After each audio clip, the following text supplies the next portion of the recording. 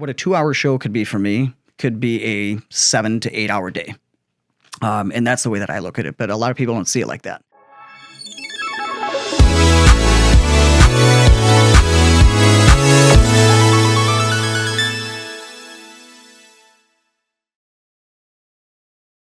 Hello and welcome back to the Lakeshore Explorer podcast. My name is George and this is Andy. And with me today is singer-entertainer Blake Alexander.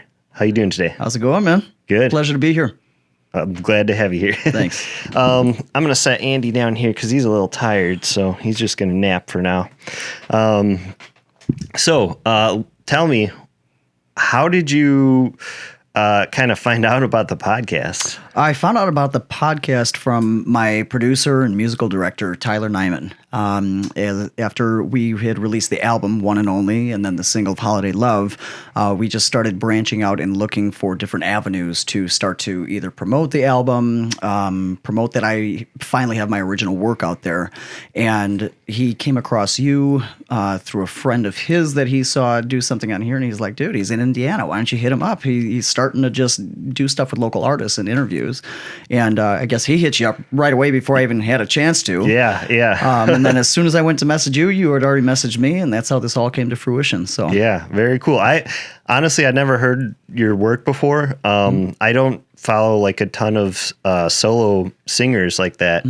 Maybe let the audience know like kind of what's your main sort of thing that you do in the music industry. So now it's to the point where I've recorded and released my own original music, obviously with the album. Prior to that, since I was 15 years old, I've been a solo act. So performing for corporate events, local restaurants, birthday parties, anniversary parties. I've even done funerals. So just kind of a wide spectrum of entertainment in general. And I just provided for 2-3 hours. I just recently learned how to DJ a few years ago. I was doing, so many weddings, and I would perform for the cocktail and dinner hour. And, then just pack up and go home. But by that time, it's already like 8, 9 o'clock. I'm like, what am I going to do for the rest of the night? I'm not going to book another gig, after that late night at some restaurant. So I learned how to DJ, and now I'm DJing, emceeing, and performing for weddings. Oh, wow. And just different events as well. So Cool. It's just kind of taken a launch off in the past 3 years at least. Nice. But when I was 15, just mainly local restaurants and private events, but now the amount of events has doubled, or if not tripled, in how many I'm doing a year. So how many do you do? Averaging now at least 150. Oh man, yeah. That's a lot. Yeah, just all around the Midwest area. That's like 2 a week. Yeah, at least, or no, 3 a week. Yep. And then December's always my busiest month. So I am, by New Year's Eve, I am wiped out. Yeah, I bet. But December, I could have 3 shows in a day. So I'll go, I'll go for okay. Like a senior home or a senior living center. I'll do that in the morning from, say, 10 to 11 just for an hour. And then after that, I'll have an afternoon luncheon. And then after that, I'll have a dinner show somewhere downtown or for a private event or whatever it may be. So are all these events you singing, or is it some of them you're just DJing and not singing? Or I perform at all of my events. Oh, okay. All of them. Wow. That's the launching pad of being able to let the client know that I can also provide those other services for them. Gotcha. Some instances they just want me to perform the entire duration, and then some instances they're like, yeah, let's mix it up. Get people dancing towards the end of the night. Okay. So you'll like perform for like a couple songs or something, and then switch over to like playing other people's songs, or I'll normally play for at least the minimum of an hour. Oh, okay, like a full set. Yeah, and then, if I'm going to be performing, that's the bare minimum. But on average, it's at least a 2-hour set. So it will be for the cocktail hour as soon as people are walking into whatever event it is, and then throughout the dinner hour where I mellow it down a little bit, and then after the dinner hour, then I'll kick it up and start DJing. Wow, that's kind of cool. I don't think I've ever seen an act like that, because usually you'll have like a full wedding band, because I do a lot of weddings. I do photo and video for weddings, more video than photo, but usually like if you either have a DJ that just plays, whatever songs they either have their own set list, or they'll get, requests and stuff, or you'll have a full band that plays the entire time, and you also give them requests and stuff like that. But I've never seen like a hybrid where it's like one guy that will do the singing and then also do like, a set list that, you're just playing other people's music afterwards. That kind of it was an unfound talent. Yeah, that's interesting. That finally just came about. So yeah, that's cool. That's probably in this day and age going to become something that if people can do it, they will, just because people don't always have the budgets for those huge bands for weddings. Oh, of course. Because like those are usually like the more expensive weddings when they have the big bands and stuff like that. So I can imagine like as one person, you can probably, get the cost down a little bit at least. Although 100%. You are very talented, so I don't know. Thank you. Maybe you're on the higher end still. It all varies with the event, the location of the event, especially if the events are downtown. Mm-hmm. Downtown events are a pain in the ass, man. Oh yeah. The load in. Downtown I'm Chicago? sure you know. Yeah. With the load in and everything. I mean, the Drake, for instance, you gotta wait, number one, just for the parking, the dock to be available for you. Mm-hmm. Then after you're done waiting, you finally get to back in, but you have to have a team with you. I learned that the hard way because I went to do a solo event there for the first time. And when I did it, I was alone. I had to get the trolley and everything, but just to get to the loading elevators, to get up to your floor that you have to be at, I mean, that walk alone, you have to do so many corners and everything, and then your car's down there. So then you have another truck backing in, and then you got to find a way to get out of there if the truck driver's out starting to unload his stuff. And it's so downtown events are a pain.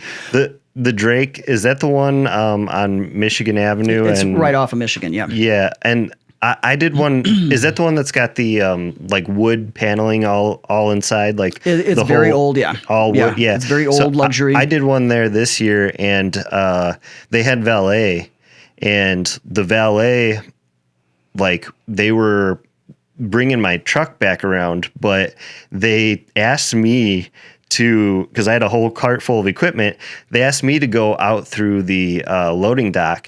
And I got there, and I'm like, there's like stairs going down. How am I going to get out? And so I'm sitting there. I thought that she was going to bring my truck around to the loading dock. Nope. Like 10 minutes later, dock all the way back around outside. And 10 minutes later, she comes walking back there, and she's like, "Hey, we were waiting up there with your truck. What are you doing?" I was like, "How am I getting this cart down here?" And she's like, "Nobody told you? There's a ramp over there." So I had to go by myself, like lift up this big heavy ramp and put it on there. She wouldn't help. Nobody there would help.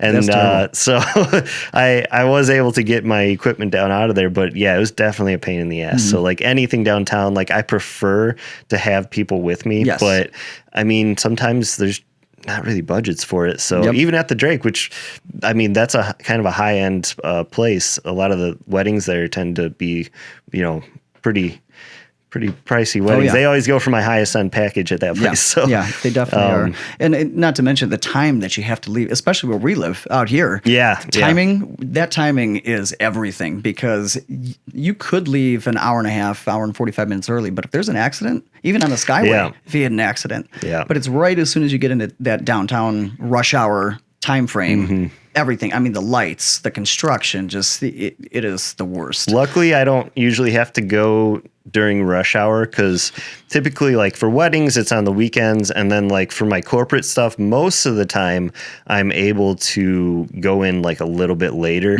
or they'll have me go in insanely early. It's either one or the other.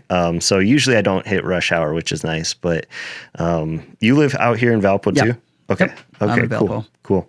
Yeah, that makes it a little bit easier for doing the podcast, because I was 100%. Like, people hitting me up, and tomorrow Abby's coming from somewhere in like central Indiana, but she had a gig in South Bend, so she's gonna be able to just come straight from that. But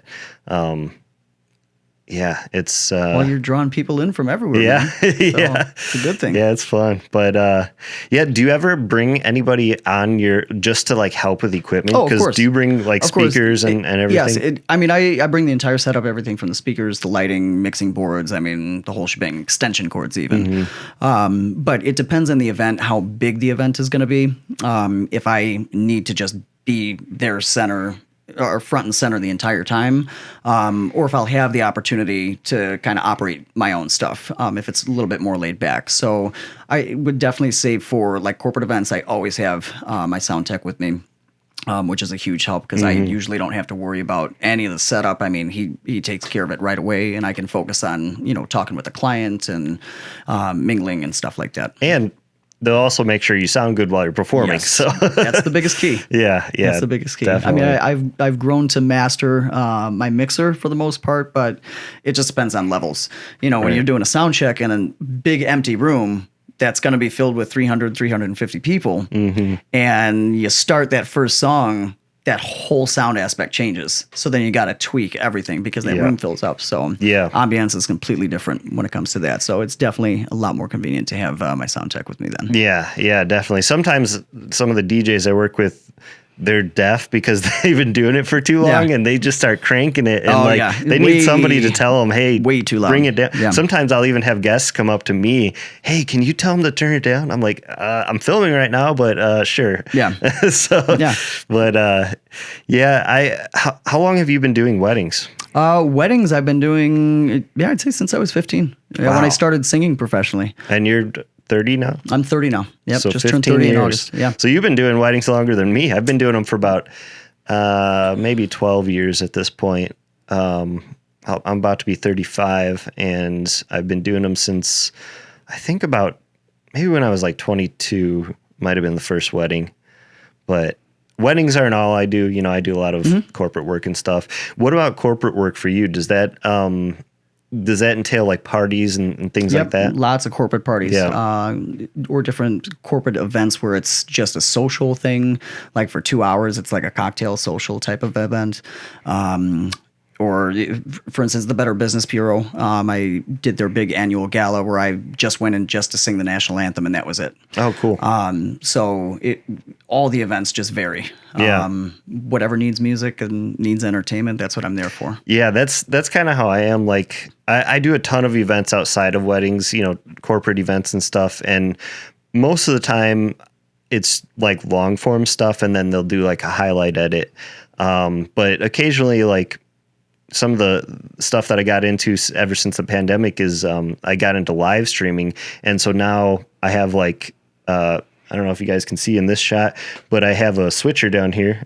So I live switch my cameras. And recently I've been having venues ask me for a feed so they can put it up on the screens.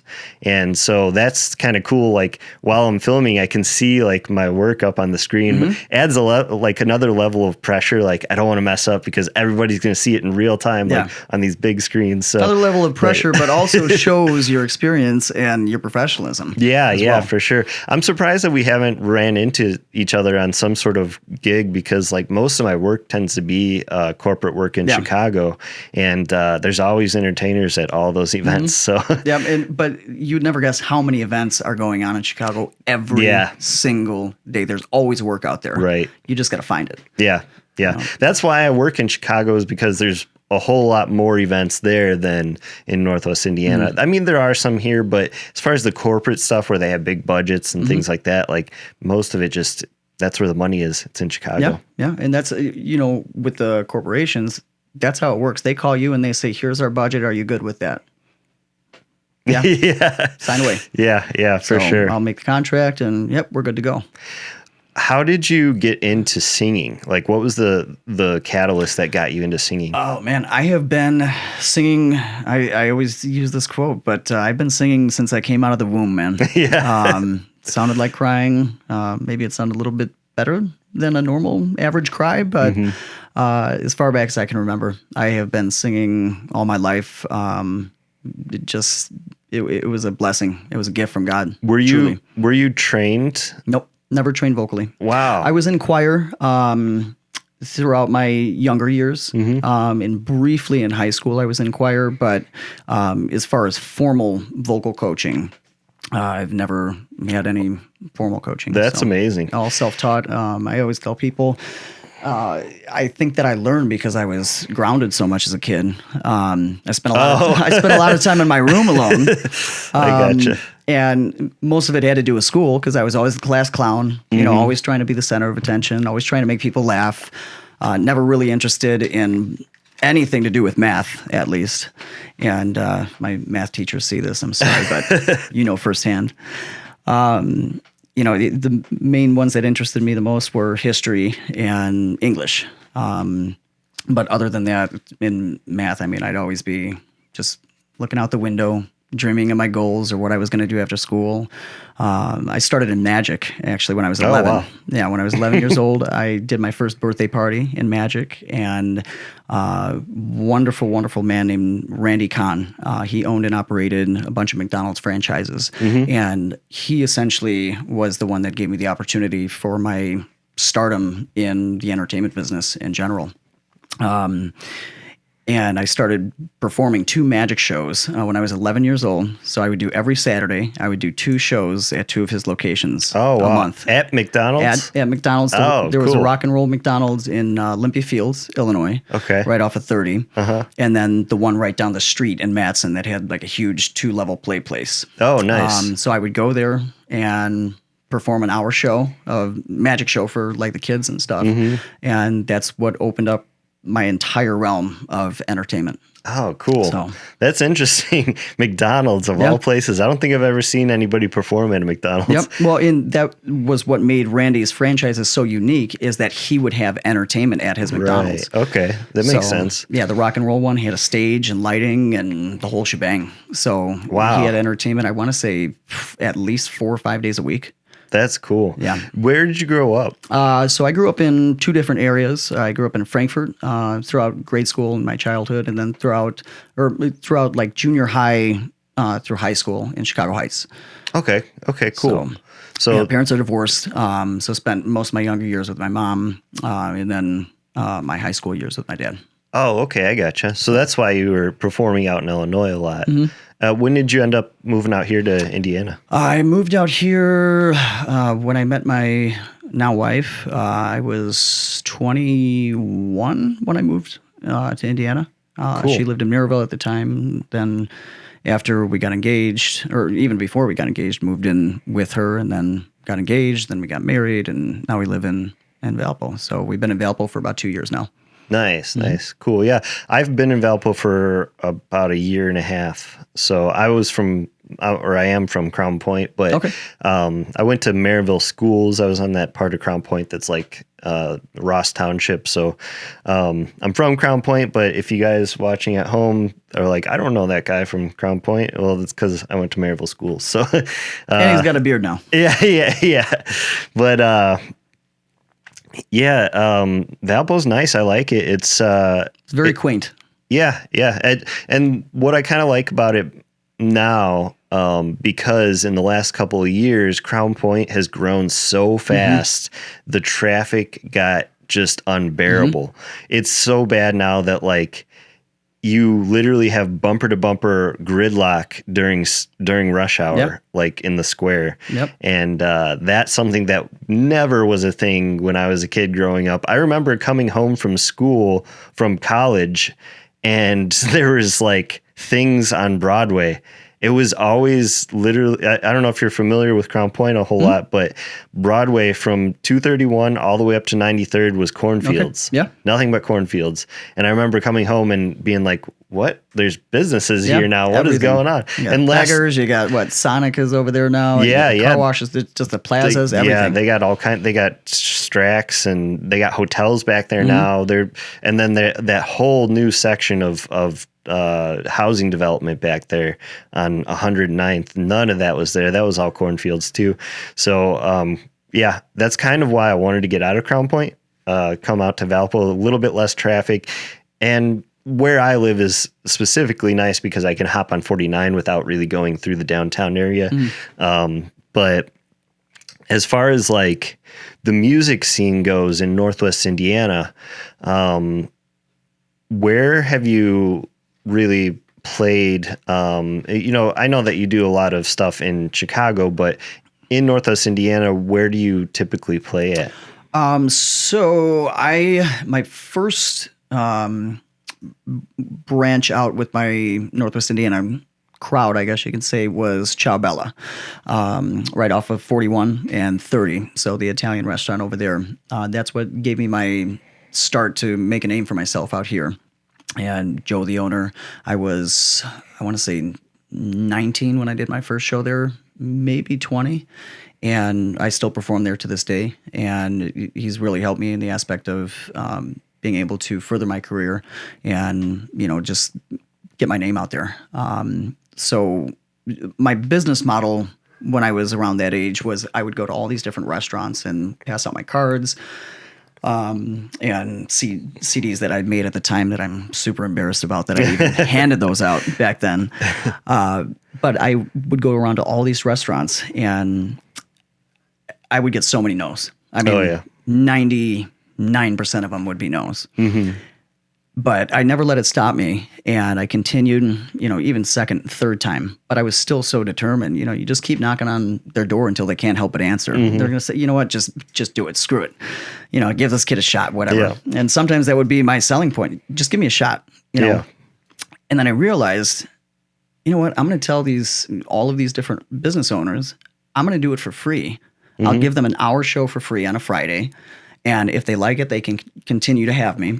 And if not, then, I don't know what other avenue to take. Yeah. But after I started that business model, every single one of those that told me no, I have still performed at to this day. Oh, wow. Yeah. That's awesome. That was the way of myself, really being determined to get my name out there and start in this industry. Yeah. And really start to perform. Because I was doing a lot of private events, like I said, when I was 15 throughout, but wouldn't be that many shows, throughout the years. And people were still calling me back then about magic shows. Really? I'm really focused on the singing now. Mm-hmm. So magic still will always be a passion of mine, but the performing as far as the singing aspect goes. Can you still do the magic? I probably could do a few things, yeah. Can you show us anything right now? Right now, not prepared. On the spot, no. Should I go get a deck of cards? I mean... It might no. We'll cut that. Maybe after this, I'll show you in private. Yeah, for sure. But so one thing about your style, to me, it's like almost like a Frank Sinatra style. Like it's an old school style, mm-hmm. which is really cool because like I don't know anybody else that does that style. Yeah. And so that's what really stood out when you guys reached out to me and I started looking into it. And something interesting about that is like a lot of the people that I know in the music industry around here are in like sort of rock band, country mm-hmm. type blues stuff. And so they play at a lot of bars. Yeah. So your like venues that you play at, is that more so like higher end restaurants or? I have played at, I won't mention the places because I still do them. And it's nothing even against those type of places. But I played at hole in the walls to the most upscale fine dining places, at least out here. Mm-hmm. As far as the city, when you're talking fine dining, a lot of those places don't have any entertainment because you're there specifically for the food. Mm-hmm. But higher end dining, I should say. So hole in the wall places out in the middle of nowhere, and this is out Illinois mm-hmm. area, because I always make the playlist or the set list that I'm going to do according to what I feel the vibe is going to be. So I don't just do Sinatra and the crooning. I mean, I do everything from the Eagles to Journey. Oh, really? Okay. Rock and roll, Frankie Valli. A lot of people associate that with his infamous song "Can't Take My Eyes Off You," which is like mm-hmm. a crooning lovey-dovey, but they were inducted into the Rock and Roll Hall of Fame. So just feel good music, just to keep that vibe going. Now, if you're talking about like midnight, where people are just totally wasted and they want a club, I don't do that type of music, Right. And that would, in my opinion, that's more DJ anyways, to get people going at midnight when they're wasted and they just want to jam out to some EDM. Yeah. So my style is just versatile according to whatever setting I'm put in. Yeah. Do you ever play with like full bands? I have before. Yes. Cool. I'm just so booked out with the solo act currently. Really? At least it's hard. Like when bands have called me, I'm 90% of the time I'm already booked to do it. And if I do play with the full bands, they usually have multiple singers. So you'll do like 3 or 4 songs throughout like each singer will switch off. So you'll do 3 or 4 songs. The other singer, you'll go back and forth, which I think is awesome because you get a little bit of a break in between that time. And you're there for a couple hours and just get to have a lot of fun. So it's just different, a lot different performing with a full band, especially one that's just calling you randomly you've never even worked with before. And they don't do any rehearsals, and you tell them the songs and the keys. But then once you get there to run through something, they have this whole instrumental break that you didn't know about, and you're kind of thrown off by it, but you just got to adjust with it. And that's the beauty of what we do in this industry, is being able to adjust and have fun. And 9 times out of 10, the audience isn't even going to notice because they're just having a blast. Yeah, definitely. I've seen some bands, some of the bigger ones in Chicago, that they will keep playing and have like they have like the one I did at the Drake, for instance. They had 3 backup singers who were also like dancing, and they had probably like 15 people in the band because they would have like 7 of them playing and then let them rest for a little while and bring in the other 7. So they kept rotating so that they could play for like 8 hours straight or something. Gosh. Yeah, it was a long time. Yeah. Okay. You so need that's why they were like cycling their people. So yeah, they had 2 for sure. Yeah. So I thought that was like a really interesting concept. I did one out in Bourbonnais that was the same deal. But that was like, that was for a company that I work for, Petting House. If you guys want to see that video, go check it out on, I think the Petting House social media might have posted it. But I filmed their wedding, and I do like corporate work for them. And like basically, well, now I do corporate work for them. How I got introduced was their marketing guy, basically had never shot a wedding before, and they wanted him to film the wedding of the son of the owner of the company. Those are way different from just filming marketing and promotional stuff. Yeah. So it was he was kind of in a bind. He's like, I don't know what to do. So he ended up finding me online, and he's like, hey man, can you like take the lead on this wedding? Like, I'm going to edit it, but can you just take the lead and like tell me what we need to shoot and stuff? Cause it's so different from marketing. Yeah. I was like, yeah, sure. No problem. And, afterwards I ended up, doing several gigs with them. And now I'm kind of like a regular, go-to as far as, filming interviews. That's kind of my main thing. Interviews is, probably because my lighting is why it's such a huge part of my business. Because not a lot of people know how to do really good lighting. Yeah, and especially for an interview. And so that's like my specialty. And they flew me down to Alabama like a month ago. Or maybe 2 months ago now, just specifically to film interviews. They didn't even have me get B-roll or anything like that. They were like, no, you're the interview person. We want you to focus on this. We're going to go grab all the B-roll while you're doing all the interviews. And so that was pretty cool. Well, all your work clearly shows that, man. Thank you. Just even the small amount of stuff so far that you have posted, it's just right on the money. Thank you. I appreciate it. Looks like something you'd see on ABC, NBC. Thanks. And speaking of that, I think I saw you were doing Thanksgiving Day parade somewhere. I didn't do. Oh, you saw the. Yes, you were doing. It was the holiday parade for Glenview. Oh, for Glenview's holiday parade. Did you end up getting on the news or anything for that? I don't think they filmed for the news on that one, to my knowledge at least. But it was for the town of Glenview. At least 5,000 people show up to that parade every year, at the very least. And it was my second year doing it. So an amazing friend of mine, Chris Malloyan, and his wife Susie, they own Second City Prime, which is that's where they're based out of in Glenview. That's where they started their business. The most top tier meat that you can find, anywhere. He has everything from Wagyu, Australian, all sorts of different cuts. But he lives out there. Him and I became very close about 2 years ago, and we had always been friends or acquaintances.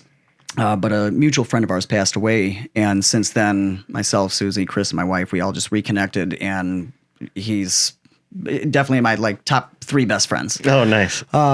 So I talk to him at least once every other day, or once a day, sometimes twice a day. But he was the one that got me affiliated with the Glenview Holiday Parade. Oh, okay, cool.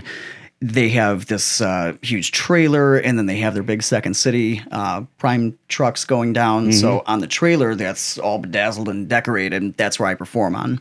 Nice. So he just asked me to do it. He's like, dude, just give it a try, and it'll add some flair to our trailer, and hopefully we have the best trailer out there. And it was definitely a huge hit this year. Yeah, that was awesome. I saw some clips on your social media. I think I saw one where you were just walking, or were you on the trailer? I had just jumped off the trailer just to give it a different type of vibe and get the crowd kind of going.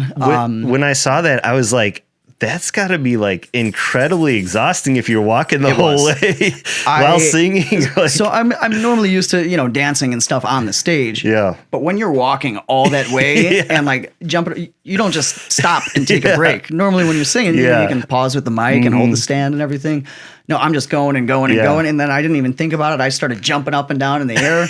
And then I realized at that moment, a couple weeks ago, how out of shape I was. Yeah. So, but nonetheless, it's a lot of fun. You learn. I'm always learning. I know that kind of parade thing is exhausting because I was in marching band and at Maryville, and we did the Thanksgiving Day parade in Chicago. Okay, and just walking that while playing was like exhausting. I couldn't imagine singing. Yeah, because that takes like just so much breath to like. And I'm sure some people in that marching band are just doing this.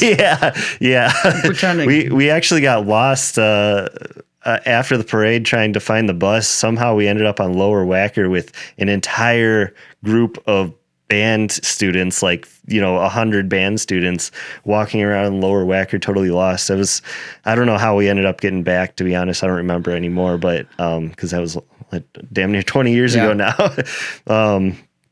But yeah, that stuff gets very exhausting. Have you ever thought maybe you might do something in Chicago, the parade in Chicago one day? So I did the Columbus Day Parade. This was 3 years ago or so. So I did that parade. Cool. I would absolutely love to do like the actual holiday or Thanksgiving Day Parade. So that can definitely be something on the goal list. I have so many things that I'm working on now. It's insane. I have this notepad that's just scribbled in, daily, and you wouldn't even know where to start on how to read it, but I call that my brain because that's everything that is constantly going on my brain, all the ideas that I'm getting, and things that I want to work on. So Tyler and I, we're working on, he has been just such a tremendous help since this album release and really given me that extra boost to continue to push forward because trust me, I've had my doubts about this career. I think, and everybody does naturally. And there's plenty of people that actually do give up and, they throw it all away. And then there's those that don't give up and they just keep pushing.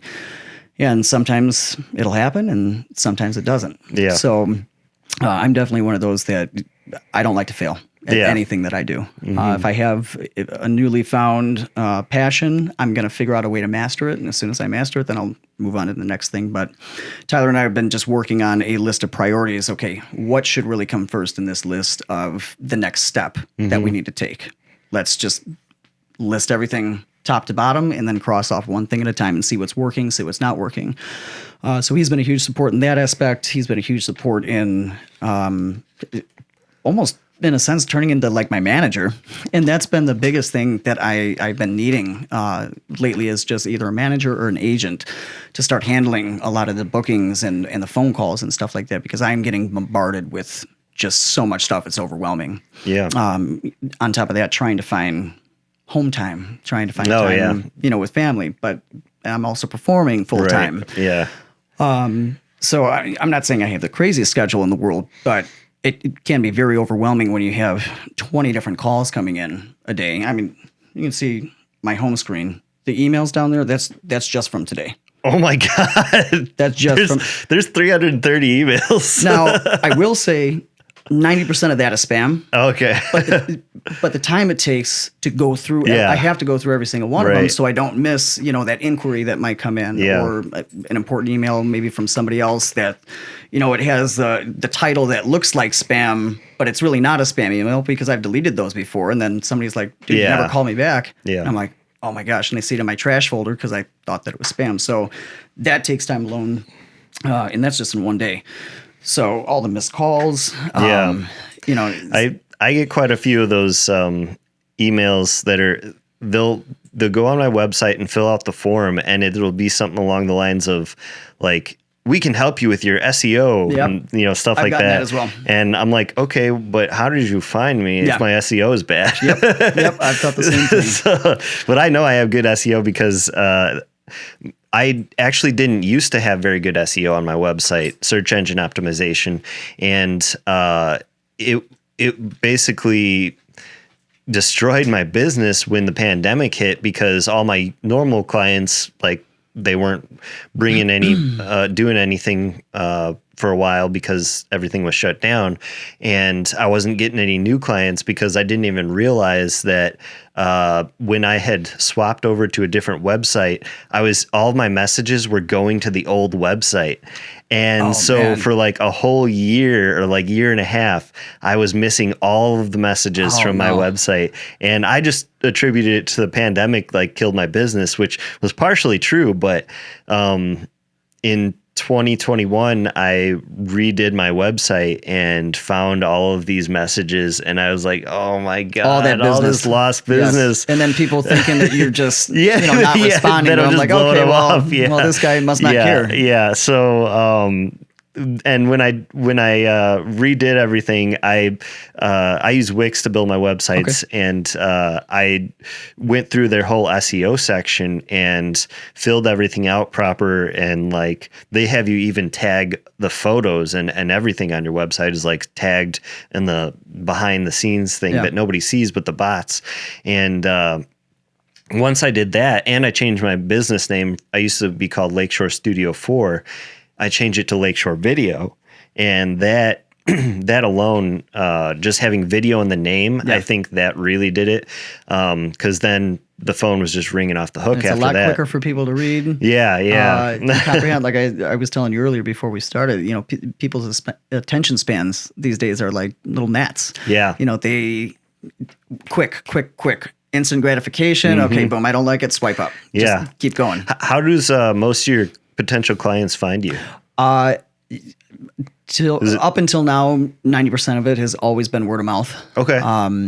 I've never really done any advertising before. And word of mouth, as we both know, or as most even musicians should know, that is our best source of advertisement is word of mouth. I've never done any advertising either. It's always been word of mouth until recently, when I fixed my SEO. It's not that I'm actually advertising. It's just that my SEO is so good that when people search for videographer near me, I'm like one of the first ones that comes up. So, do you have a website and all that? Yeah. And I operate all that myself too. So that's another thing into the mix. And, you know, I haven't really focused on the SEO, I guess.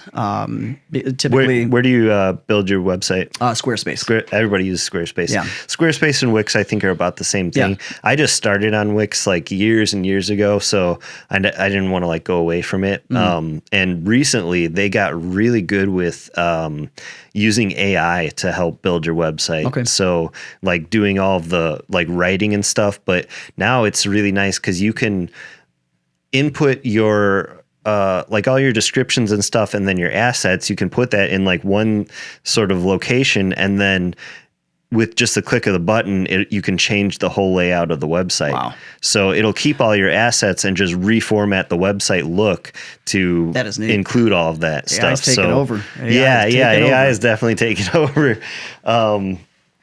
But yeah, as far as like people finding you and having so many emails and stuff, is that all just word of mouth that's like still to this day, you think?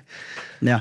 The more performances that I do every year, I always ask, how have you found me, or how did you find me? And it's, I was referred through by this person, or I saw you at this place, or this person gave me your card. It's never really going to Google and then they saw me on Google because they were looking for entertainers. It is 90% word of mouth. Yeah. So, and then other things would be maybe from different interviews or like the news stuff that I'd done in the media. Cool. Like when I did Windy City Live, WCIU, oh, nice. Stuff like that. You've been on those shows? Yeah. Nice. Yep. So, how'd you get on those?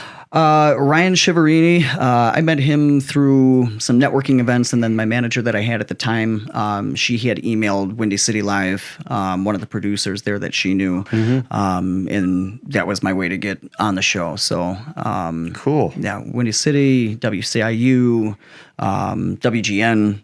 Yeah. So all those, again, boosted the exposure out there, and that would have been the market that really didn't. You didn't scare me, buddy. You can come What are in. you doing? Come here. Come on. Now he's just playing. I'm going to close that door if you bark again. So that was the percentage that really boosted just the exposure in general. So people wanted to book me, then they would have seen me on there, but not actually in person or met me or gotten my card or anything like that. So getting on the news is tough without knowing anybody. Come here. Come here. But yeah, getting on the news, and especially the Chicago news, you're gonna have a huge exposure right there. So that's huge for anybody. I work with a PR firm, Exclusive PR, and that's kind of like one of their main sort of bread and butter is they'll get you on the news because they just know the people there. Sam, the owner, Samantha Frontera, she actually used to be a news broadcaster out in, I think she might have been in the Fort Wayne area, but because of that experience, she kind of knows people in the news realm, and so she's able to get her clients on all the different news stations, and that's always huge for anybody that goes on there. It's like instantly you gain like 1 million followers, on your social medias and stuff. Yeah, it's always a great avenue, and that is something currently in our list is just going through all my contacts that I have and friends of mine that are in media throughout the city and people that I've just networked with and met throughout the years being in the city. And some of them I've maintained very close relationships with. Rob Johnson, he was on CBS 2 News forever, and him and I are great friends now. Nice. Ryan Shiverini, I text him every so often, just check up on him and see how he's doing. I mean, I know he's crazy busy just like I am, but we try to make the time if we can to get together. I think I owe him like past 2-3 years of birthday drinks, but gotta take him out one of these days. But one of us isn't available, and then when one of us is, the other one isn't, so and vice versa. But it'll happen one of these days where we just got to make the time. Yeah, definitely. Do you, as far as like your sort of networking and stuff, do you focus much on social media or? What do you mean by focus? Put a lot of time into it or anything like that? The most time that I put into it currently, my social media is mainly for my business. I rarely put anything personal on there. It's just always been very business driven. So the majority of the stuff that you see on there is just all stuff for the business. So as far as time putting into it, I would say just the posting. We're starting to look more into like the algorithmic theories and stuff that are out there, and how to get more views, more streams, more clicks, more interactions, and stuff like that. But as far as that being a primary focus, it's as of right now, it's not. It's more or less really getting in the public media view of the big news stations or just networks and stuff like that. The social media side is something that I'm kind of just diving deeper into now myself, because like in the past I never really cared too much about it because I always kind of figured word of mouth is going to be better than anything, and it's always been pretty steady work for me. But I do occasionally have some slow seasons, and honestly, it's usually like January, February. Do you have any kind of slow seasons, or you stay booked through the winter? And I would say my 2 slowest months would be January and March, are my 2 slowest months. So, but you, as of right now, are you pretty booked? Yeah. I just 2 weeks ago I booked 2 shows already for next December. Oh, wow. So are you booked all the way through till next December? I mean, I'm each month at least there's 1 or 2 shows that are booked, yes, but things won't start filling up until, a couple months before that or 2 months before that. I mean, sometimes I'll have a show call like a week before, and if I'm available for like that following Thursday, then I'll definitely do it. But it varies. You never know what phone calls are going to come in. I mean, I've been shocked with some of these calls recently that have been coming in just in the past couple of weeks. Are you available this Saturday? Are you available, Sunday? Are you? No. Yeah, that's how my business tends to be. I feel like you almost have to have like a certain type of personality to be able to be in like the entertainment business, because it's sort of like boom and bust as far as when people are going to be spending on events and things like that.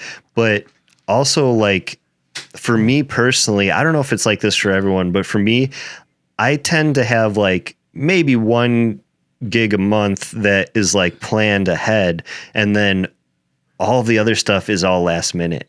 Like, okay, for this month and for the last month, on the first of the month, I had nothing for the month, and then all of a sudden it's booked to the max. Like, I can't fit anything else in, and that it's I don't know if that's the entire videography business, or if it's just that's how I work. I don't know, but it might be opposite for entertainment opposed to video.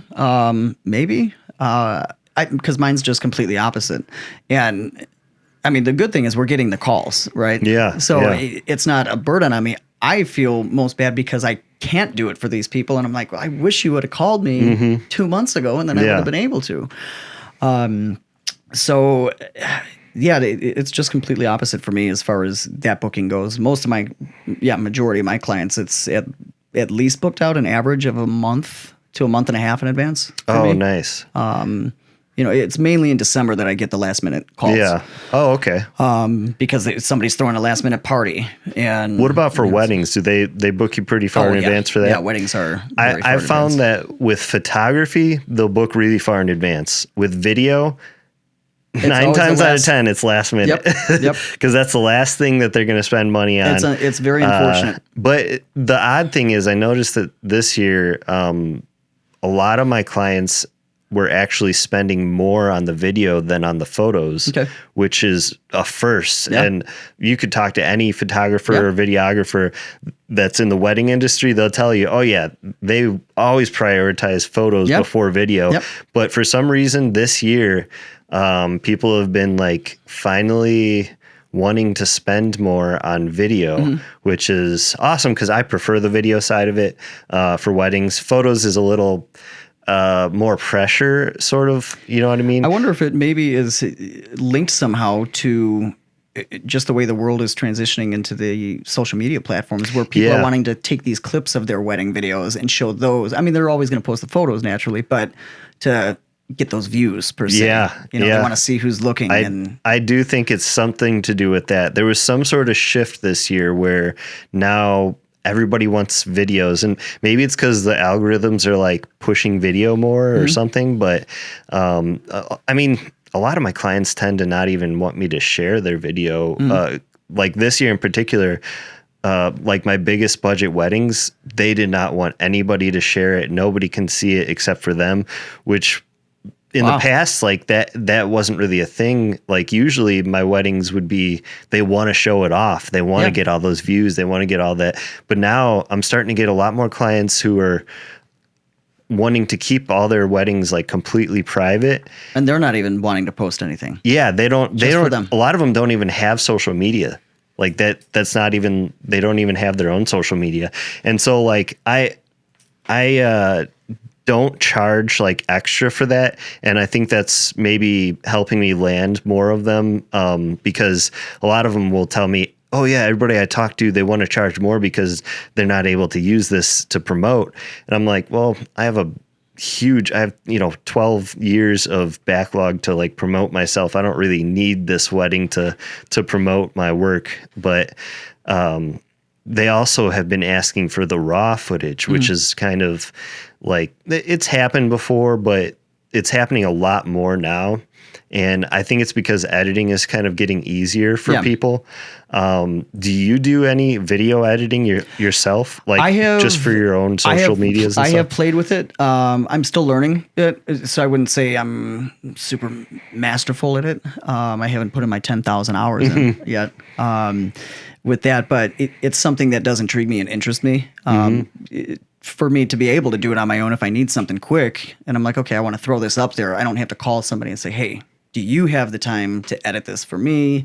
And then I got to pay and all that stuff. So I'd rather learn how to do it myself and be able to just do it while I'm sitting there eating my breakfast or something and work on it. So I'm starting to play with it. And I have some apps and software that I paid for that make it very easy, at least for somebody like me as a beginner, to be able to do that. So, and even some of the podcasts that I film, because I film a fair amount of podcasts, they're like, is it cheaper if we edit it ourselves? And I'm like, it still costs me the same amount of money for all the cameras and gear and lights and microphones. The setup, the experience. It still costs me the same amount for that stuff. So I can't really give you a discount because I'm also using AI to edit it. I know that that's why they want the raw footage, because they're like, we'll just use AI to edit it, save some money. But it's like, I am not really able to offer it for any cheaper than what I'm currently offering because I need to live, I need money to live. That's a great topic because, especially in this industry, I don't come across it often,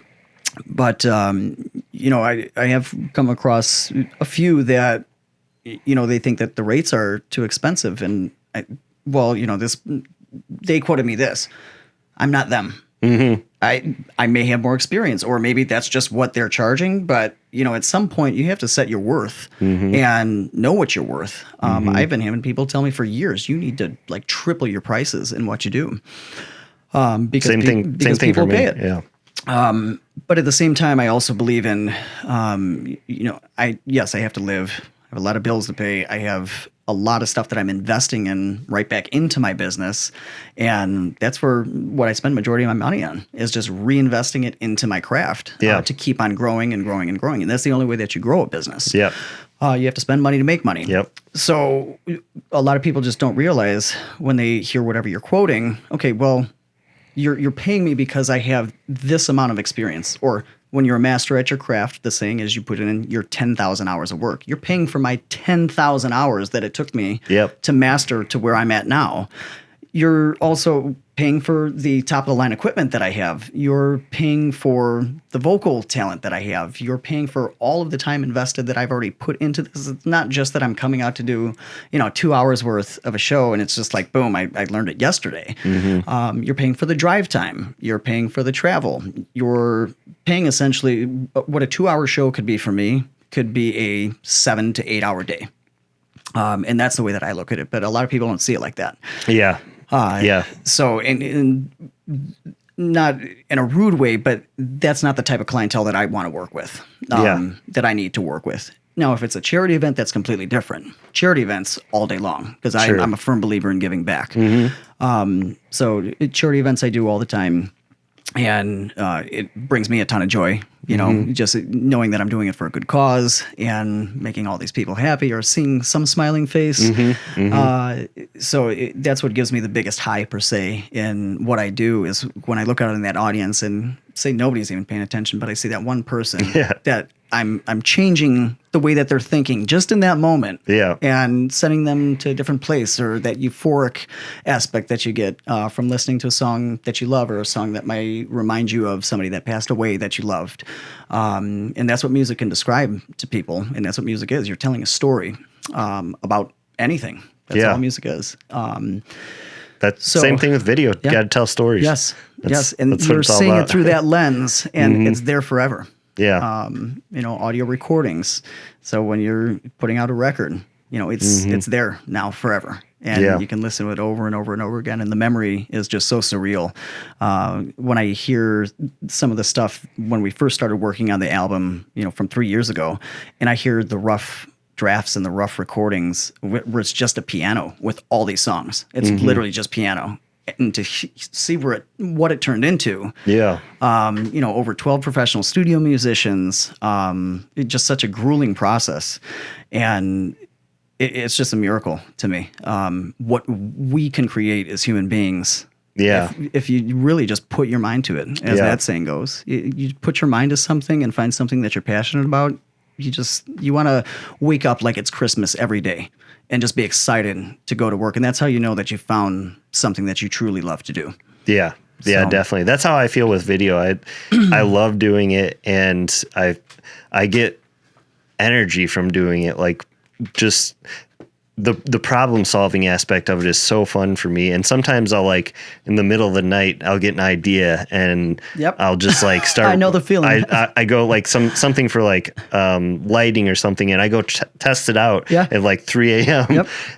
But yeah, as far as like the pricing and stuff goes, it's like, I think a lot of people don't realize that there's a lot that goes into it besides what you just see us there on the day of. I just had someone yesterday call me up and gave me a quote for, this is how much we can afford. Can you do this cooking show? And I was like, I felt almost bad telling him, but I was like, I'm sorry, but like you need to add a 0 on the end of that to have me come out and do this. Yeah. Like, literally it'll cost 10 times what your budget is for.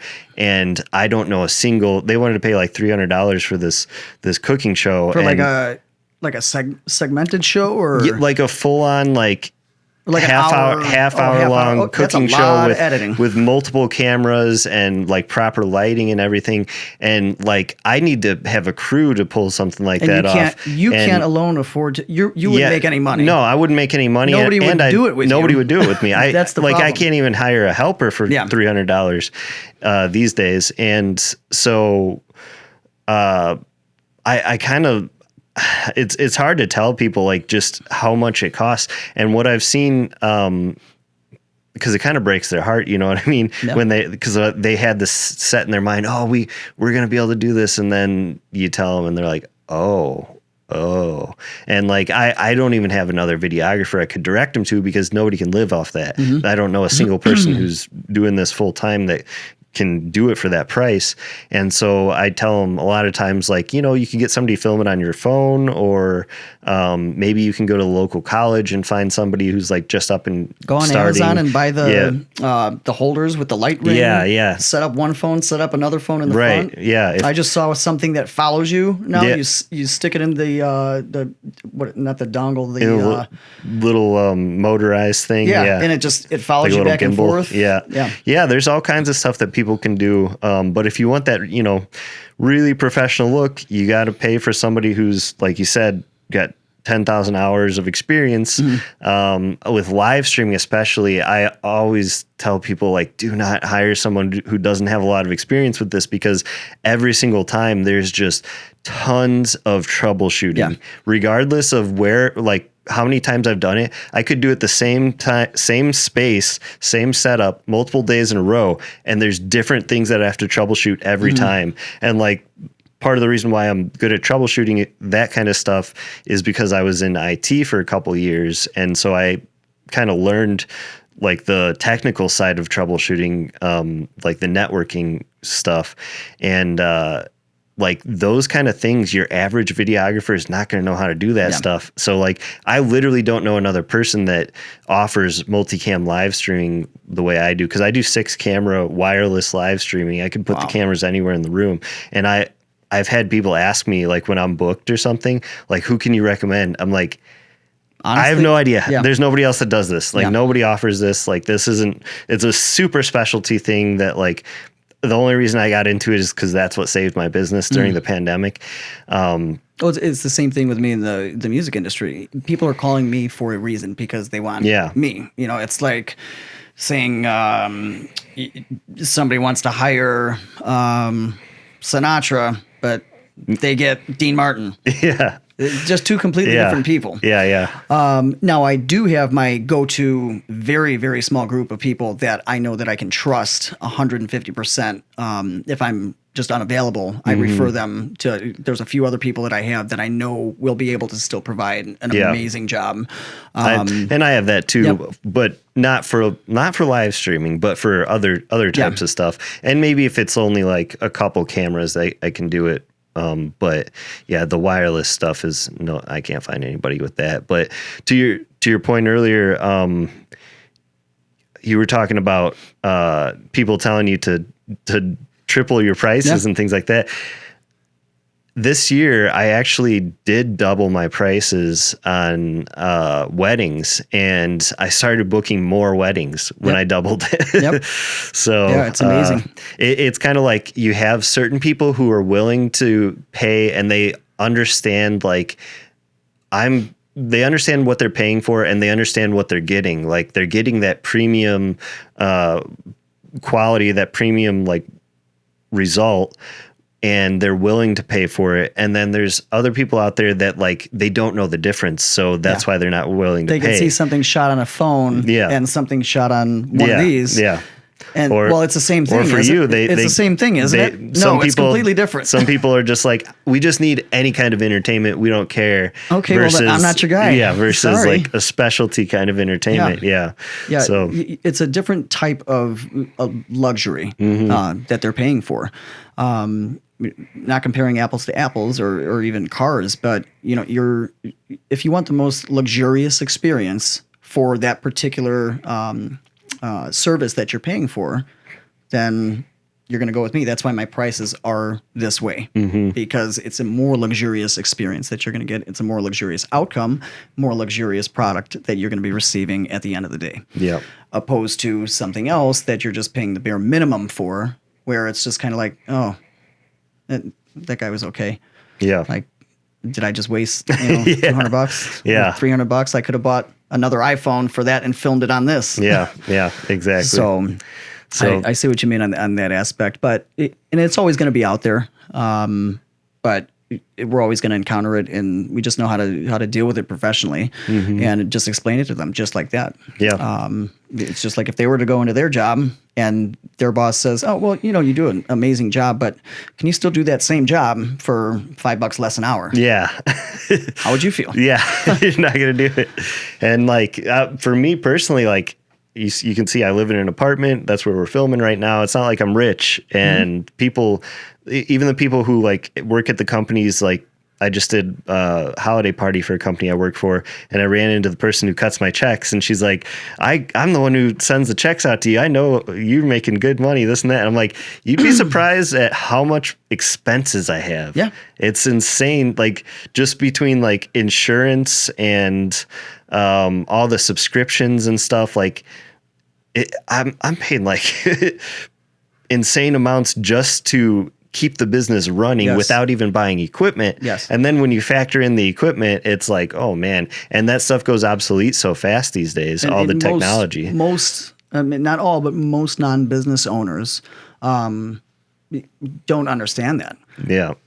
Just these mic head covers that you're going to have to replace once they start getting all nasty. Just this here. This little fluff on top of the mic right here is like $50. Yeah, just for that. Not the mic, tape, just that part. My gaff tape alone, just to tape down my cords because I want that professional look to make it look clean. The gaff tape, you run through that stuff. I tend to use and some people make fun of me for this, but I tend to use like painter's tape. When I have to tape cords down, if it's like on a basketball court or something, like the painter's tape blends in with the lines on the basketball court. So, and it's cheaper. So I'll just use that. If it's carpet, you got to use gaff tape because it's not going to stick to it. But I try to like find these little ways just to save like a little bit of money here and there. And like, it still adds up. Every year I say I'm going to spend less on gear, and every year I end up buying more gear. And there's been plenty of gear that I've purchased over the years that I've used 2 or 3 times, and I'm like, nope. And then I wait too long, so I can't return it. So then I go to sell it on Marketplace. Nobody's buying it. I'm just like, you know what? Just mark it down. Take it for this. I don't care. Yeah. It's been this long. I'm not going to, it's just sitting there collecting dust. So. And you have to bring like all your speakers and everything like that. So you got a significant amount of gear as well. Probably more than me. I mean, as far as like volume, except for like when I do my podcasts and stuff, that out in the hallway there, those 2 giant cases, I bring those plus a couple bags for the cameras and stuff. So it's a pretty hefty setup for podcasts, but luckily for weddings, I usually have like a smaller setup. I still bring lights. I'll bring 2 lights like this that I don't use this modifier. I actually don't even use any kind of diffusion. I just blast it like hard light on them, which is debatable about whether that's okay, but in a giant venue, it's not a huge deal. Do you tend to bring any lights for the dance floor or anything like that? I bring up lighting and dance lighting as well. Okay, cool. Yeah. And see, even when the DJs bring their own lights and stuff, I have a specific look for my weddings for the dances. Oh, well, when it comes to videographers and I always ask them, do you want me to keep the lights off? Do you want me to change the color? Do you want me to, just shut them off? And I always tell them. And I always leave like dancing lights and stuff off, especially for the first dance, the father-daughter dance, the mother-son dance.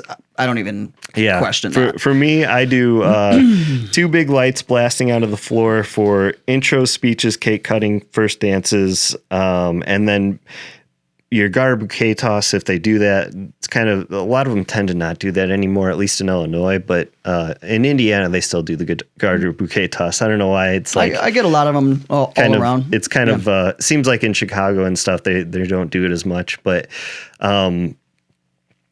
I'll leave the lights on for like one song when the dance floor opens, because usually it'll open right after they get done with their first dance. And I'll leave them on for one song just so that I have like good exposure of everyone dancing, having a good time. So the bride and groom can see everybody, because I'll get that close up that I kind of follow along and try to get as many people in close ups as possible for that one song. And then after that, I cut off the lights and let the DJ use their lights, because if I don't cut it off after one song, every single time somebody comes up to me, they're like, "Hey, can you shut off these lights? They're so bright." Yeah. And I'm like, "Yeah, I know. I'm not going to leave them on." That's a perfect example.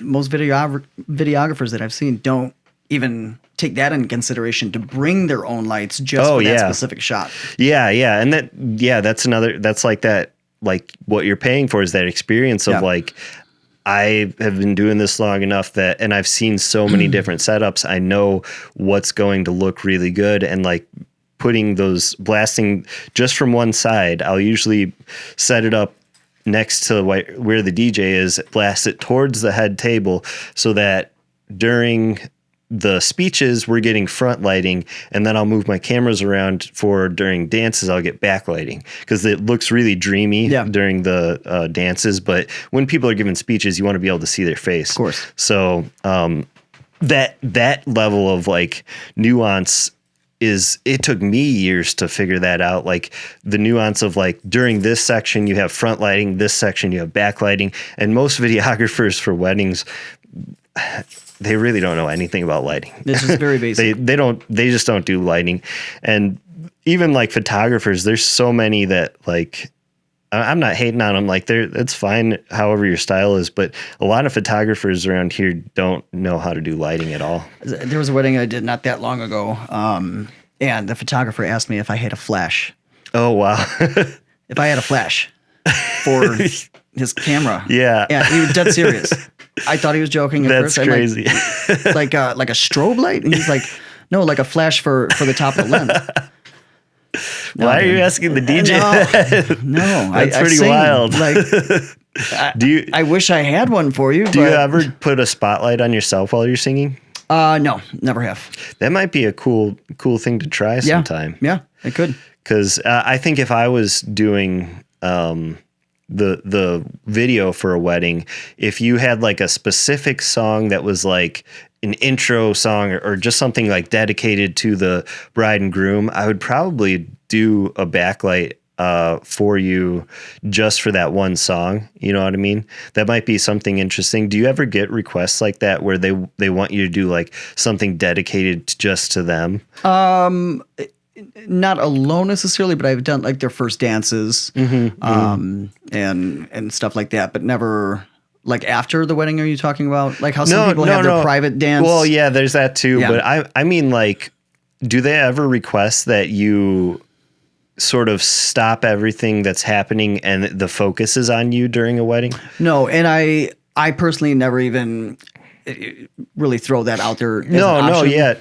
I would think it's almost like cocky to throw that out there as like, hey, you should do this. But I actually just did a wedding recently where the singer was like someone that the bride and groom knew them personally and didn't know that they were going to show up at the wedding.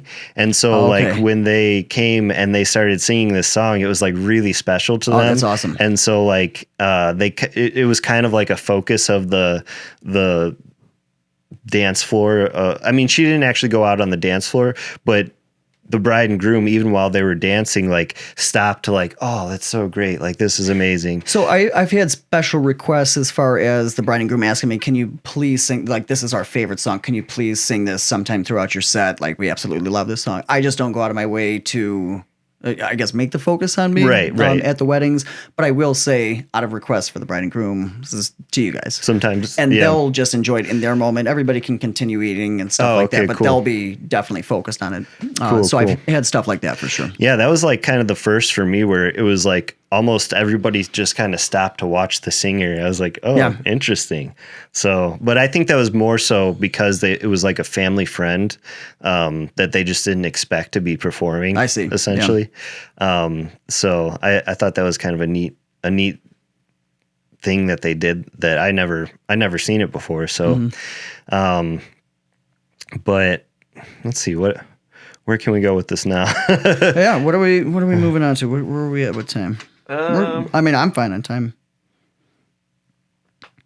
Oh, wow.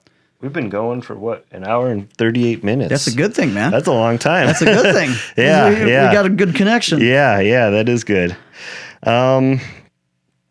Well, as far as your music goes and everything, you keep talking about this album, but I don't think I specifically asked you what went into the creation of the album.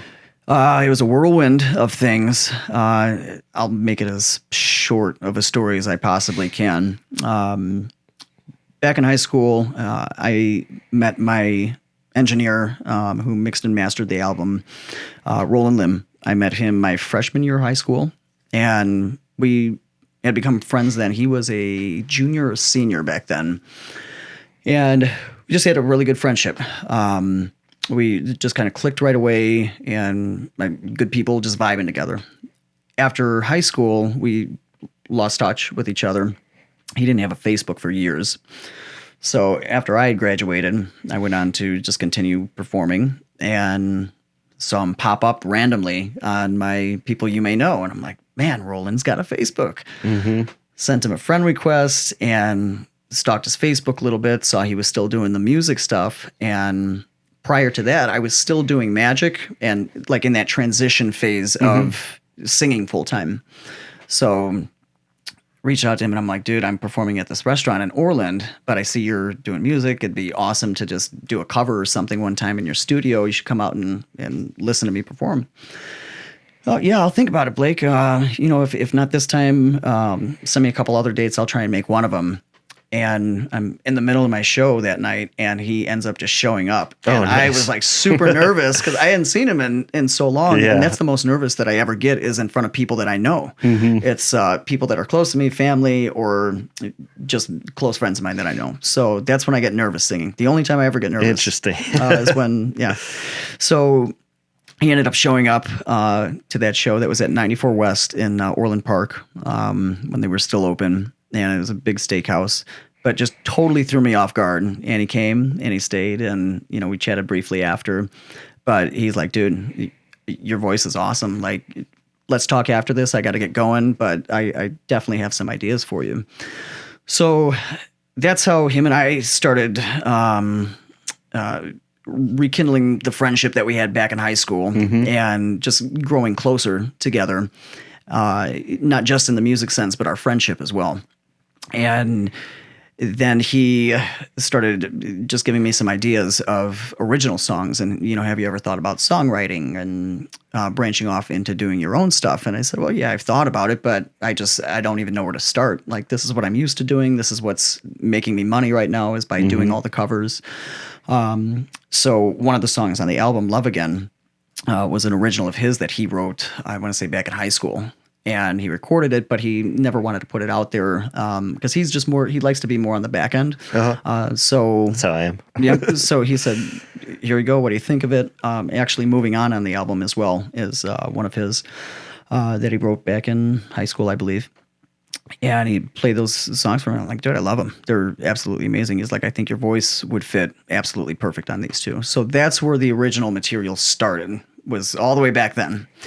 Then some years later, I had met Tyler through Roland. And Tyler okay. lives in Japan.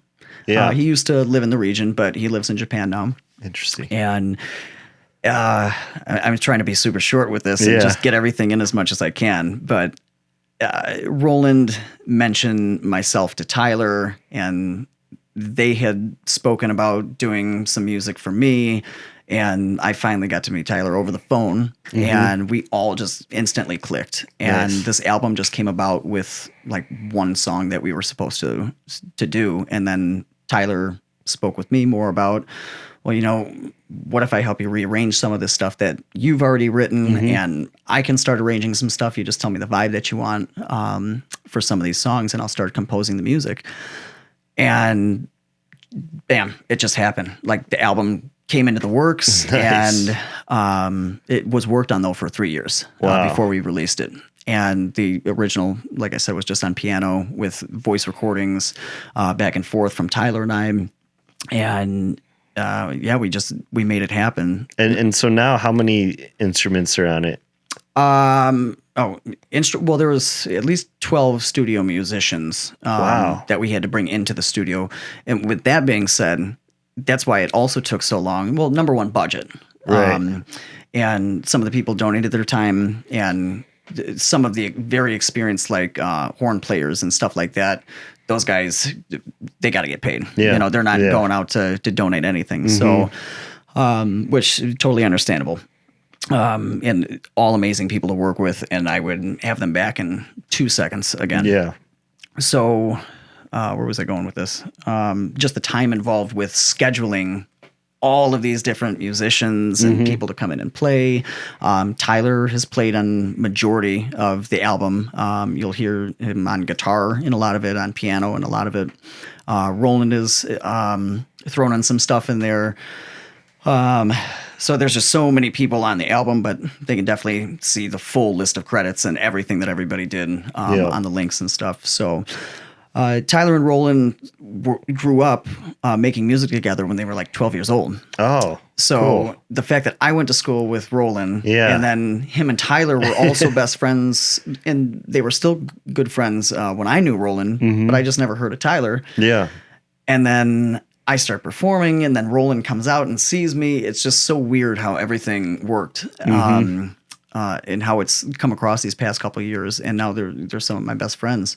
And I talk to Tyler at least every day, a couple times a day, especially now. He's always, okay, what's the next step that we're working on? What's the next step? Where should we? Okay, if you don't have time to do this, I got you. I'm going to go on. I'm going to update all this stuff, whether it's on the Spotify links. Like he did my entire Spotify page for me on the back end, my entire Apple Music page for me on the back end, processed through everything for the copyrights. Wow. And I mean, he's been a lifesaver when it's Yeah. come to this stuff. So now I'm trying to figure out where I was going again. And yeah, so 3 years later, we finally made it happen, and it could have been done and released a year ago. It was more on my end of different things that we wanted to keep adding in, or maybe re-record a different part or something like that. And then we're like, we just finally got to get it out. And Tyler was actually the one that really got on myself and Roland about, really pushing to get the rest of these recordings done. He's like, dude, it's just going to keep sitting there and sitting there and sitting there if you don't get it out. Yeah. And we see ourselves as such perfectionists that you could look at one part of the song and say, oh no, that needs to be fixed. Or, oh no, it's just not right there. And then we realize that's what we do as artists. We're making art. So especially that all of this is all original, it's never going to be perfect for us. Yeah. Ever. There's always something we're going to want to add and change. That's why we write a new song. John Williams, the composer who did the theme for Star Wars, Indiana Jones, the Harry Potter, all the scores for all those big movies, he said in an interview that he still looks back on like the Imperial March. Really? Or the main theme of Star Wars and says there's still stuff in there that I would change. Oh, wow. I love his music. Me too. I think it's brilliant. Yeah. Those are all the best movies that have his work. Yeah, with his work, exactly. So that just goes to show for somebody like that. I mean, a living legend. Yeah. To still want to fix stuff from what 40 years ago. Yeah. That's what really kind of boosted me and made me realize, we just got to put it out. I'm noticing that's kind of a common theme with all the musicians I've had on is they're always their biggest critic, and they always have a hard time wanting to release what they're working on. And all of them have sort of said like, okay, at some point you just somebody has to tell you like, just release it because it's really good. You've put in all these hours. Like at some point you got to let it go and let the people hear it. And, you can't always be 100% perfect every time. No, it is no matter art. what we think. It is art. So it's going to be perfect. It's subjective. It's going to be perfect to somebody else. Great inspiration for that was the movie. What was it? Bohemian Rhapsody. The story of Freddie Mercury. The man was a genius. And you have Brian May, who is with him and could tell you all these stories. That's how he was in the studio, and just such a perfectionist. But at the same time, boom, put it out. So that's the level that I'm on now, is really starting to pump out a lot of music, all original stuff now, to start to build that following of, oh, well, here was Blake doing, all these covers for all these years, but now he's doing original music. Yeah. And that's the style and genre, I guess, that we're trying to lost the word. Rekindle? Not rekindle, but it just cut. The style or genre of music that we're trying to bring back would be like from the 70s or the 60s, okay. when you would when they would have to record on actual tape. There wasn't any electronic pads or plugins or anything like that. You actually had to have live actual musicians there. So not just that vibe, but also I wanted a blend of music and an album to be extremely versatile and rounded, in the sense of we have rock and roll vibe on there. We have the love ballads. We have stuff on that album that's a crooning type. We have a song on there that's very rock/country sounding. So if there's not one song on there that somebody can like or relate to, I would feel like a failure, but I think we did a pretty damn good job on having at least one song in there that somebody can really like and want to play on repeat. And that was the goal of the entire album. Nice. Where have you guys been recording this at? Out of Limpy Fields at Roland Studio. Oh, okay. So, yeah. Home studio. Yep. Nice. I mean, and then obviously Tyler's probably recording in Japan. So yes, so he's done stuff in Japan in a studio out there, and then Roland at his studio out here. So it's been recorded across the world. Yeah, that's pretty cool. And just sent back and forth. But yeah, it's been a crazy time, an amazing experience, and I can't wait to see what the future holds for us and to continue to do this. I mean, we already have like 4 other songs that we're just finishing up, but we're going to be planning to release it throughout the year.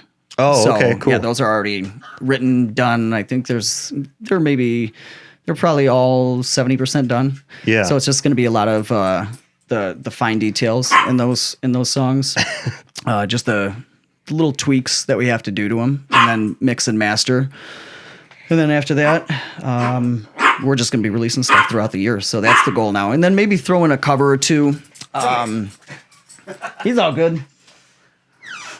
Are you going to keep barking? You want to come to Uncle Blake? Come here.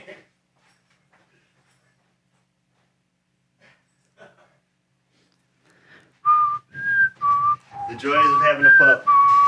No, I love him. Oh. Sometimes he just gets bored and he starts barking. But like a little baby. Yeah. But if I left him in the other room and like locked him in the other room or something, he would just bark the whole time. So I figured incorporate him into the podcast a little bit. But so yeah, we're gonna be releasing stuff just throughout the year and really, really try to build that platform of original stuff that I'm putting out. So, and then as I was mentioning, maybe throw a cover or two out there of just somebody else's work, a cover that I really like or have really loved to perform, and do our own rendition of that type of cover. So nice. As far as the album goes, how many songs are on that? There are 7 songs on the album, And then we just released the Holiday Love, the holiday song as a single. Oh, that it's was a another single, one we okay. were going back and forth. Do we do it next year or do we just get it out this year? And sure enough, yep, just put it out this year. Yeah. Because then we can start to work on maybe even some more promotion for next December, as far as like media and stuff like that. I think we released the song a little too close to December to actually plan for any media appearances or anything. Right. Because they do plan out pretty far in advance as far as media stuff. So it'll just give us an opportunity next year. That will be our only focus, like in October, for to sure. just start reaching out to. That's why I wanted to get your podcast in before Christmas, was just specifically for that Holiday Love song. Yeah. Give me like a little bit of the backstory behind that, because Tyler was telling me an interesting thing about that. Another just crazy story. So Doug Norris was the composer and writer of the song Holiday Love, and he wrote the song. Oh, Doug, don't kill me if I get this year wrong, but I want to say it was 1979. Yeah, that's what I heard. He wrote the song. So, and he told me the story when I was on the phone with him, like the background story of how he wrote it in like a night. He went outside and it was snowing, and that was it. He started thinking of the lyrics. First snow, let you know that summer is on its way. Like Nice. he just right there and then. I mean, the guy is a genius. So he wrote that back in 79, and then as we were working on the album throughout this year, Tyler had mentioned to me, dude, we got to get you a holiday song. Like, I know you love Christmas, but I think there's a holiday song that you might really like. Sent it to me. Or actually, I'm sorry. So he sent that to me like 2 years ago, but it was just kind of a thought for future. And this is the year that we really started working on it and fell in love with it. And it's very basic on piano, and it's Tyler, singing over it in the background, very quietly, and I could just hear this whole production as he's playing the piano. I'm like, oh, this is grooving. So I said, we just got to bump up the BPM a little bit. So we did the exact same BPM as Mariah Carey's "All I Want for Christmas Is You." Oh, nice. Just That's to good give it a call. little more bounce. And Tyler wasn't sure at first, and then he started playing. He's like, dude, money, like right on the money. Yeah, we have to, play it at that tempo. So we ended up recording the song partially towards the end of last year, and then I finished recording it this year. Then we brought in the horn section. I had Sonny Lee Tritt, renowned horn player. He composed the horn section for the song. Nice. And then we had Tyler's wife actually did the bells that you hear in the Oh, song. cool. So she had some fun doing that. And Tyler, Roland was in there, and then myself on the vocals. So I don't remember if I did anything with the tambourine or not, but we all it's like a big family. Everybody that's been on the project for the album and everything moving forward now. It's not that I never want to meet anybody new or bring anybody new in, but we just work so well together. Yeah. And that's an amazing feeling. When you can definitely enjoy and truly bond with the people that you're working with. Yeah, for sure. I heard recently, I don't know where I heard it. It was on a podcast or something. They were talking about, like, other than Mariah Carey, there hasn't been any holiday songs released in like 50 years. Yeah. So that was the goal with this song. And I really think it's that great just to have something different, new, and feel good. It's got a very catchy hook. So, I mean, there's plenty of people that are probably going to be like, oh, that's so annoying. But that's the point. Yeah. It's supposed to get stuck in your head. Yeah. This is something I could totally hear this being like played in the stores and that's stuff. That's what I'm saying. In the stores, or, mom and daughter making cookies and grandma in the kitchen. And just one of those feel good songs that can just make you kind of turn your head and be like, oh, that's kind of catchy. Yeah, so. I worked at JCPenney for a few years throughout like high school and stuff, and those songs I don't usually really like the songs that they play in those stores, but around the holidays I can appreciate them because it's like it just has a vibe to it that makes you feel good. You know what I mean? But the rest of the year, oh man, there's certain songs that I can't listen to this day because I heard it 1,000 times. Overplayed. They literally have like 10 songs that they play over and over throughout the entire day. But then you get to the holiday, like basically the day after Halloween, they start with the holiday music, and it's like, oh, finally something different. So I can really appreciate it for that, and I'm really excited to hear you perform it. if you guys didn't know, we're going to have a little performance of the brand new song, Holiday Love. Yep. Do you want to go do that right now? Yep. All right, let's go do it. First snow, let you know December's on its way, and that someone you kissed for the first time last summer is coming home this Christmas Day. Love, oh, that holiday love you've waited to share. Oh, love, oh, oh, holiday love. Oh, love, oh, love, holiday love. A little shy, maybe uneasy, but you know when you see her eyes, it's that spark that tells you her heart can't tell no lies. She cannot say goodbye, 'cause it's a love I've been waiting for. Oh, love, oh, oh. Dude, that was awesome. Thank you, It man. was so cool to hear you sing. Thank you. I honestly don't really know a ton of singers, so like when I hear one that's really good, it's so exciting. I'm Thank like, you. damn, that's so cool. Where can people find your work and where can they hear the new song? So Blake Alexander, usually if they type my name in Google, or Blake Alexander singer, it's usually the first one that comes up, or BlakeAlexanderEntertainment.com. They can find me on there. Spotify, Blake Alexander. Apple Music, they can find me on there.